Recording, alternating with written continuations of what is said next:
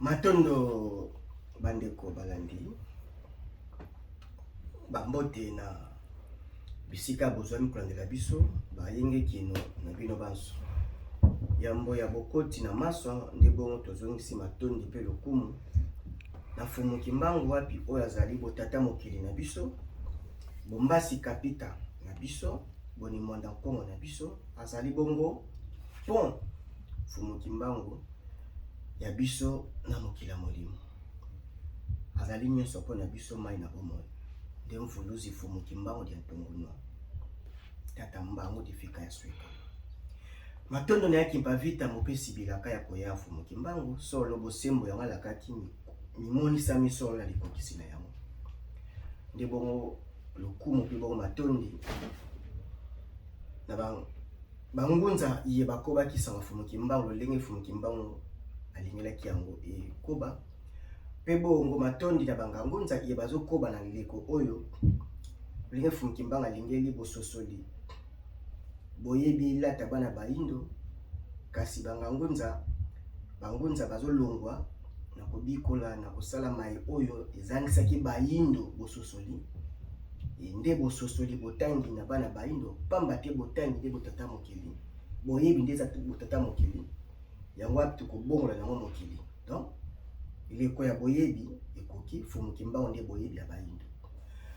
matondi lisusu na bana bilaka ye balamuki bazokoba etumba ye lolenge moko to mosusu di mania di note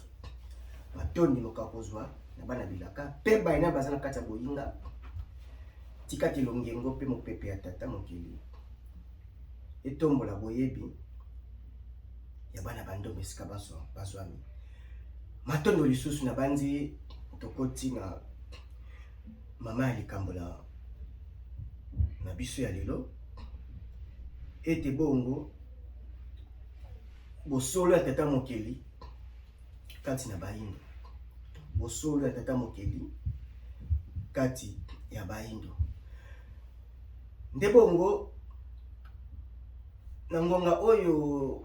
tokomi esengelaki te baindo tozala na distraction na état d'esprit oyo baindo baza nango ya kolia komela ya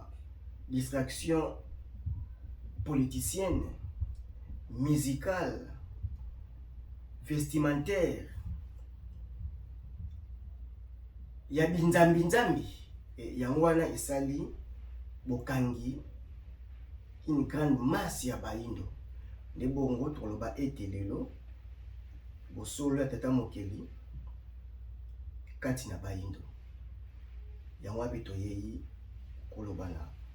ngonga oyo tozwami yambo tokota na mozindo ya likambo tokotia image moko oyo bandeko bayike mingi batindaki biso image yango eza ya kala ya ndeko moko mundele aza kosala témoignage ya fumu kimbangu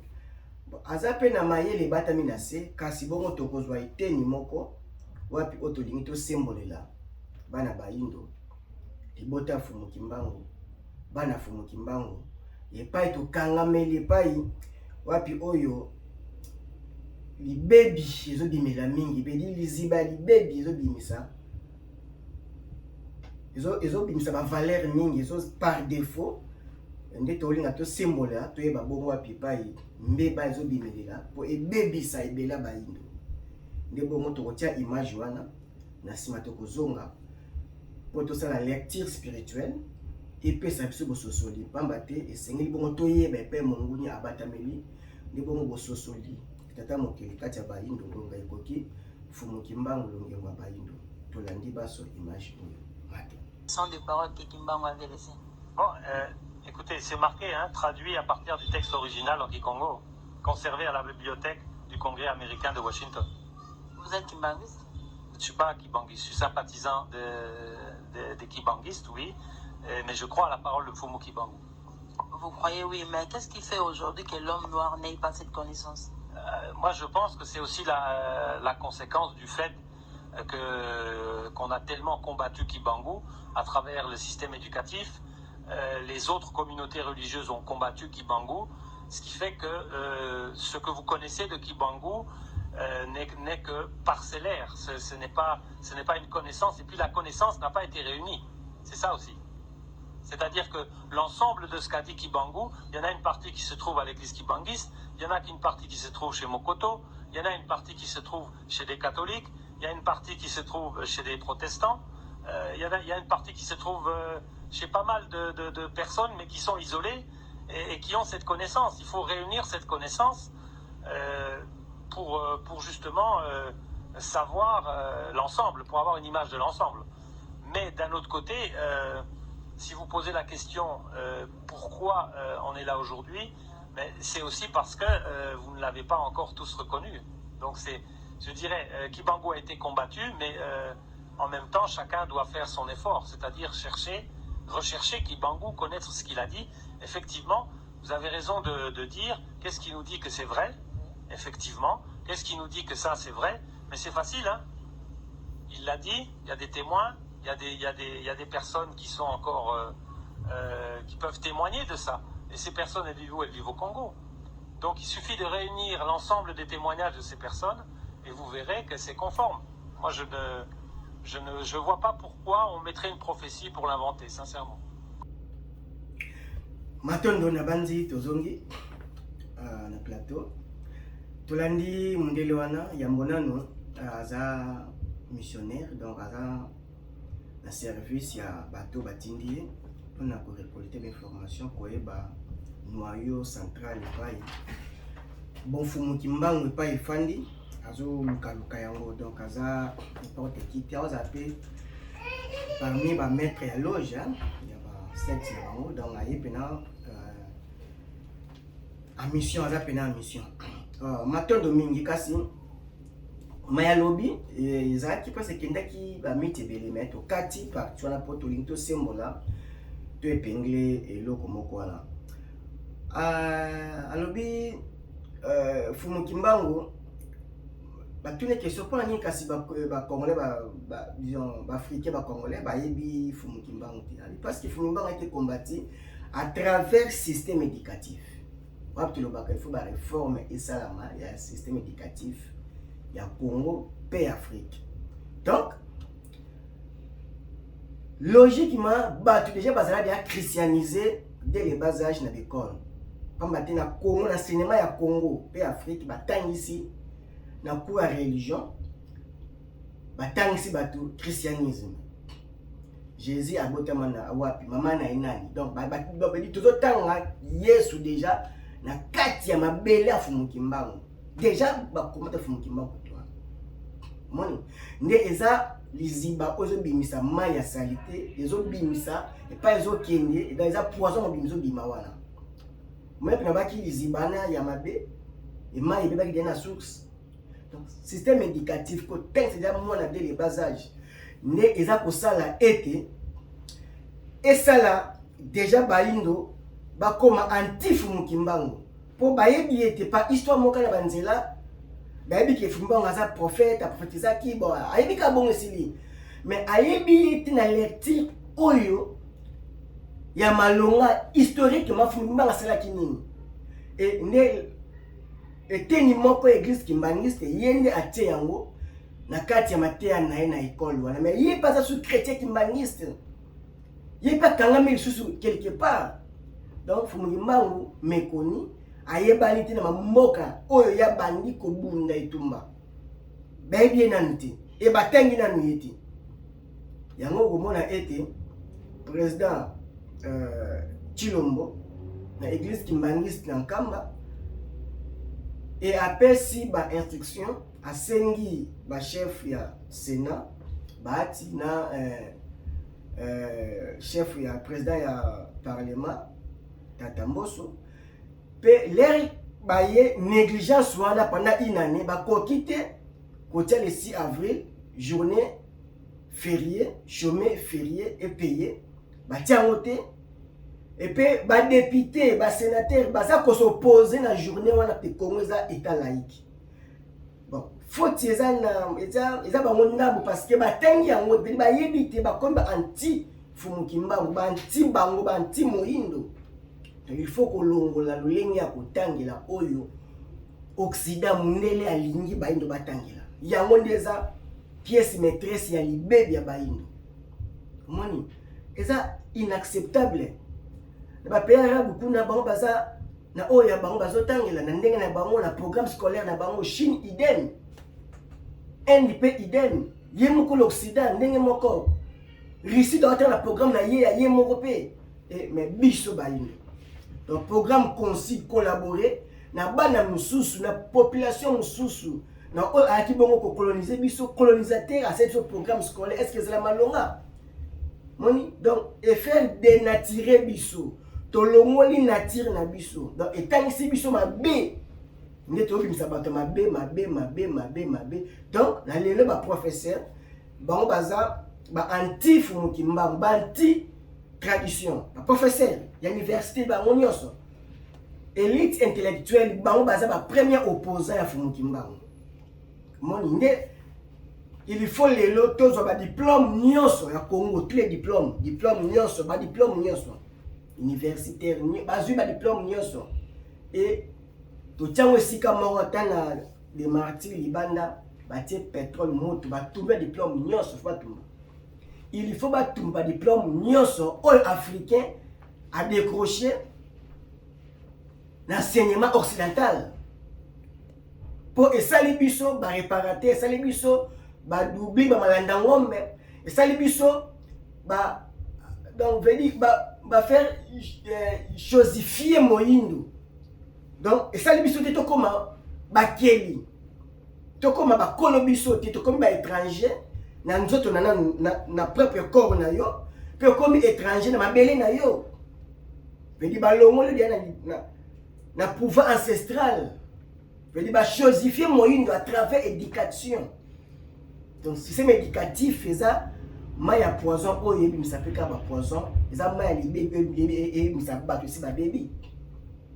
Omoni. Donc il faut sikoyo chacun ya belite intellectuel ba professeur on va pesa les meilleurs de kabona bango ninyo yebi ninyo salaka et ba s'accrocher na ba diplôme tété il faut tumba ba diplôme nyonso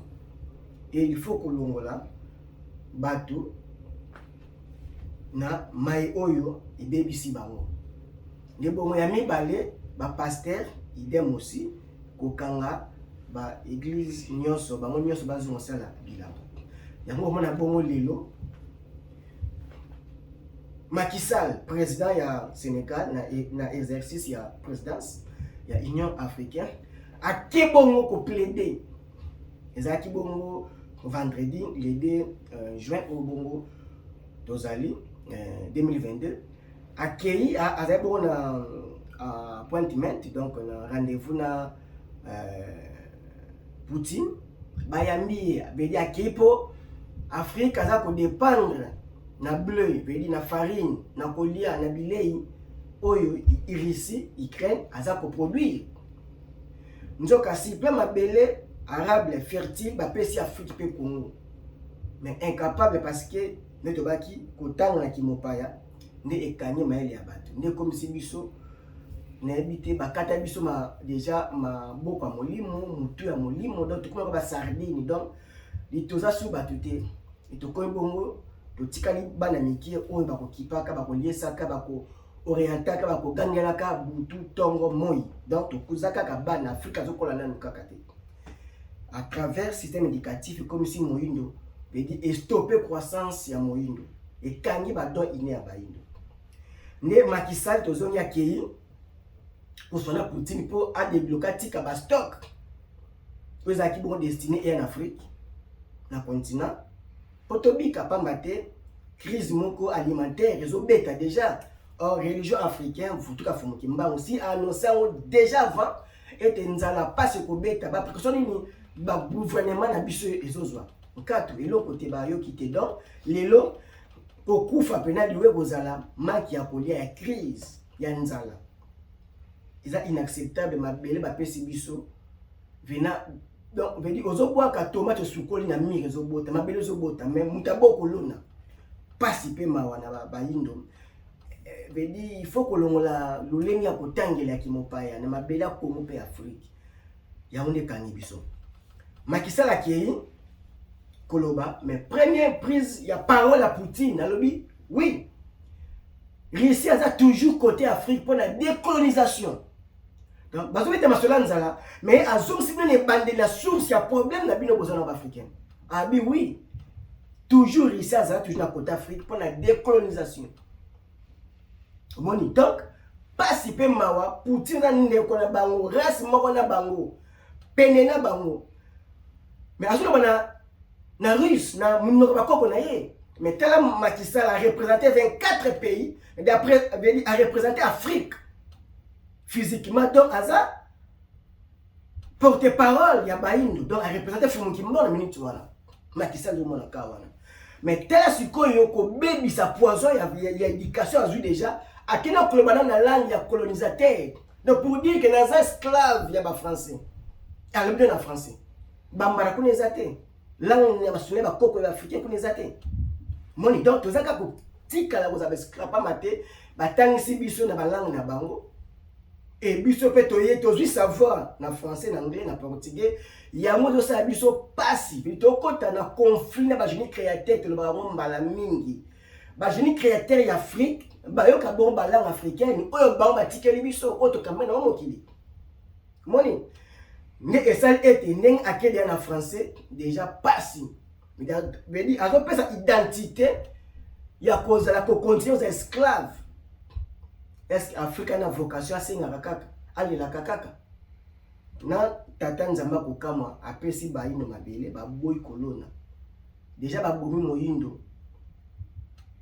Na molimo na kati ne déjà système éducatif au moins nazo déjà kola déjà par défaut ya libebi ya bebi déjà na kati et l'air il y a okoma mukolo ya bango ba koma na sénat ba koma ba député ba ministre ba président mais si ba beba déjà dès le bas âge na ba on a système éducatif ba bateli biso mais di mutaza ko telema ko sala orgueil na ba diplôme oyo l'Occident système ya Occident atike la biso yanga sali Lolendo yango yaza ko s'appuyer na ngo vedi bazo pona batu pa po ya ba diplôme décroché à l'Occident et ba pour selon maîtrise ya langue française ya langue étrangère anglais nyoso wana donc tozo déjà batu ya kobeba ne ba kobebi sa institution nyoso ya moni koyiba eza mingi institutionnalisé vedi ko banda ne bandeli ya ba institution nyoso baza ba miyibi po batangi nanu bongo vedi bazui temps ebele à kotanga comme si bazo kendi na pension une fois na aux affaires na pareil de l'état na res publica il faut accomplir ba vie d'union so oya tangela kiwana il faut yiba kaka même mise la kana caisse ya l'état mais il faut to changer lengi ya kotanga na kuti terme na biso na nenga mupuse ya kotanga aux essentiels papa ya dom muto za ko incarner nango batangisi ebongo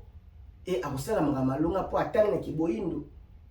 ayebi kaza moyindo il faut totanga par défi vedi totanga luka kozala ba créateur ba leader mais Afrika tani na il faut a pesa vedi a servir ba misusu ye moko il faut azela en retour ba kanisela kaini yango na pasi pe mawa yango moni totie image oyo ya mundele oyo omoni ndenga lobi abengi Fumu Kimbangu aza partisan ya Fumu ya message ya Fumu Kimbangu donc azane na mission Tomi Tungsamate iloko azo luke pe batami akokoka ko mona moto akinika na église kimbangiste akinekine pa iko bazan na moi makambango kutute fa kena kuna ako yate po amona nu ayo pe fandeleli donc ngonga ekoki alobi to luka Fumu Kimbangu so bon bazan parce que tu es bien partiellement donc il ndambu na bondambu faut te réunir ensemble la connaissance nzoka papa di angenda ça le bagi déjà ba vrai kimbangiste ba bongo libana so ba vrai baza libanda bon vrai message ezala yape libanda donc banganga ngunza nde basimbi vrai message authentique ya Fumu Kimbangu déjà bango bakadia mpemane bazo luka noyo pa message ya Fumu Kimbangu ezali ya lokola voluka moto donc moi poussa nizati ya osaka musika donc ngonga ekoki tata mama yozuli bako ya kolanda partager émission abonner na tata ngunza pour permettre sango comme la baindo kata ba partie émission tinga baindo baye baite ngonga auto komi nango eza bongo danger et Congo pe Afrique ezo beta mapona ko pesa Fumu Kimbangu mu Congo bozo sala même makanisi ya malamu ya kosala na o eza pona bino moko pona mboka na bino na ko pesa Fumu Kimbangu mu Congo et to banda kozonga na ko Fumu Kimbangu pour tous abokasi ya kosangana et to changer système éducatif na biso lenga otangisa bana biso bato ya libanda to sa makasi ya koluka mokolo kosangisa bana koltangisa bana les vraies histoires ya Afrique nanu yo fo mboti yo mama papa oyeba ngonanu to tika bana te nde bazotanga na papa ya batangela kaka bongo te koyebisa bango Afrique eza ya ba africain soki Afrique abongi te abongisa Afrique te moto abongisa Afrique azate ngonga bongo ekoki tozwi des fois toza bon ba seigneur ba maître ba maîtresse ya bana na biso ya kokotisa bango na kiboyi kozongisa bango na kiboyindo pe to kotisa fumuki mbango na bandako na biso na kolia na biso na ilateli na biso na koloba na biso o nyonso bongo eza ya kiboyindo eza valeur mpo na biso eza ya biso totombola yango fumuki mbango totia liboso bomoi na biso po nyonso ebongwana nyonso ezala physique ya mbobongo ezala nanu na molimo elolenge bongo Congo o azwi vocation azwi bongo etinda pays prophétique wapi o pe mabe eza makasi mona lobi na congrès na Washington eza kuna na sala congrès na bango donc États-Unis a l'information na totalité ya Congo ana ba prophétie ya Congo ayebi bongo Congo Angola balekisa 27 ans en guerre mais ba service secret o efa na Congo yango teke na Angola MONUSCO ba organisation nyonso o efa na Congo ikenda te na Angola pedi Congo aza comme si grand joueur faut ba kange na match na ba joueur misatu 4 paninga na kutu te amoni mabe mingi na Congo libebi makasi za bongo na Congo pedi ba loge makambo nyonso mabe ya bongo na Congo donc bazo kanga Congo pour amarquer te mais fulu na bawo Congo aza mbokelaka quel que soit les cas fumuki mbango oyo alongaki etinda ye pazolongisa bangunza banganga ngunza posa mukomela bongo baindo ngonga ekoki mutako boya molili eyingela azate po yango ezalaka deja mutu pa koboya tongo etana ezate pamba te longengo konginga kaka tango na makambo na tango na yango ngonga bongo ekoki yo mwanelaka sala makasi obimisa bofumuki mbango na nyonso nelobeli na yo na kozala na baninga na etamboleli na yo na nyonso yo kosala bongo bimisa bofumuki mbango po to influencer baninga baindo o bazana kati na boyinga to vutuka to zonga grande masse na bofumuki mbango bapi lobiko na biso bongo ezwami matondo mingi tata mama na bandi boswalo ya tata mokeli kati na baindo defumuki mbango longengo ya baindo botikala na kimia ya tata mato